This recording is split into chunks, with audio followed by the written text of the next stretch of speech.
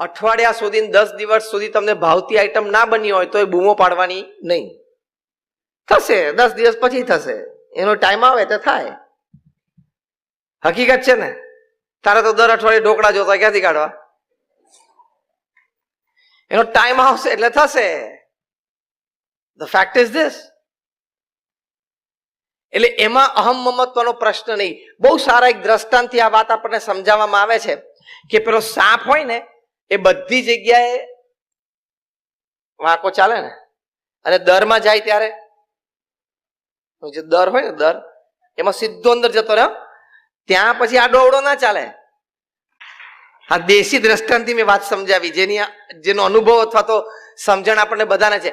સાપ દરેક જગ્યાએ વાંકો ચાલે, પણ પોતાનું જે દર છે એ ત્યાં સીધો ચાલે. કારણ કે દરમાં જો આડો અવળો ચાલે ને તો આ બધી એની શરીરને કેળો બધી છોલાઈ જાય ને